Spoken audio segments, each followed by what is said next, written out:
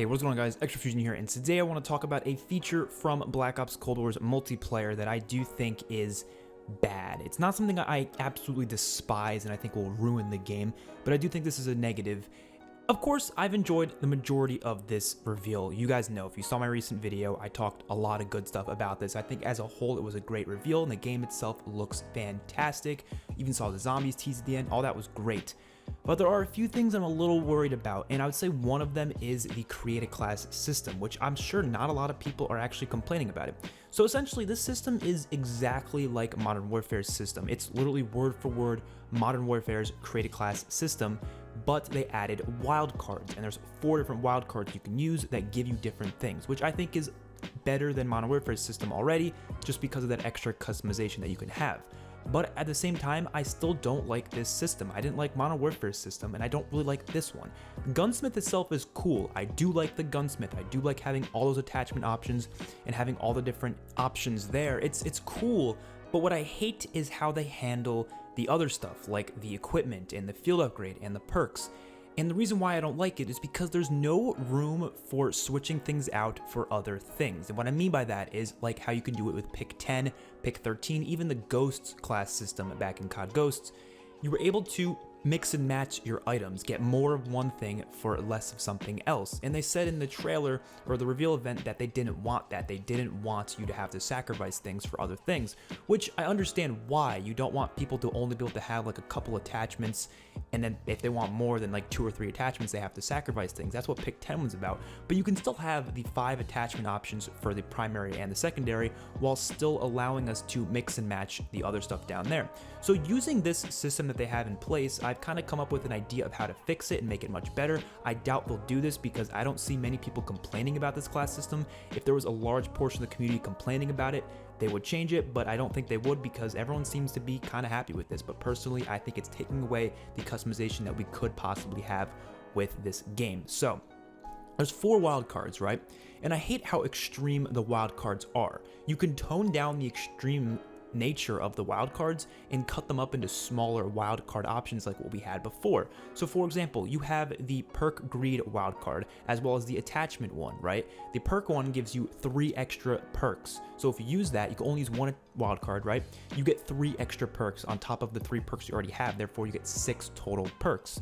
Another one, the other one, the attachment one, will give you 3 more perks on your primary, which ends up giving you 8 total attachments, which is a lot. So a simple way to make this, better, to give us more customization, would be to split it up into perk 1 greed, perk 2 greed, perk 3 greed, and then primary gunfighter 1, 2, and 3, just like what we had in other games. And you can use up to 3 wildcards rather than just using 1. And when you use 3 of them, right, if you want, you can use all the perk ones, all perk 1, 2, and 3 greeds, get 3 more perks just like you would with this one, or use all 3 attachment wildcards and you get 3 more attachments on your primary. Or you can mix and match, put 2 attachment ones, which gives you 2 more attachments, therefore having 7, and also perk 1 greed, which will give you 1 more perk, so you have 4 perks in total. And you can obviously mix and match that. You can do 2 perks and 1 extra attachment, whatever you want to do, right? Giving us those options would be great. They would allow so much more customization between your class setup. There's also the one that gives you like double the lethal and tacticals and stuff like that, which I feel like I hate having equipment being forced upon the player and not having the option to change it, because you start getting equipment spam. Something I've noticed in every single COD that doesn't have the ability to take off your lethals and tacticals for other things, they always have this problem. Modern Warfare, you see claymores everywhere, concussions being thrown everywhere, just all sorts of equipment, explosives going off everywhere, and I don't like that. I think it's better in games like Black Ops 2 and 3 when you have the option to not have them at all. You tend to not see them as much, which is kind of nice. You're not, getting annoyed by concussions every 2 seconds like you would with forcing the players to always have them. So this is obviously a small complaint, not something that I think will ruin the game, but I think will severely improve it if they just went with the ideas I'm giving now, and also letting us, switch out our tacticals, lethals, maybe not the field upgrade. I feel like the field upgrade's fine being there as a thing that you always get no matter what. That's okay with me.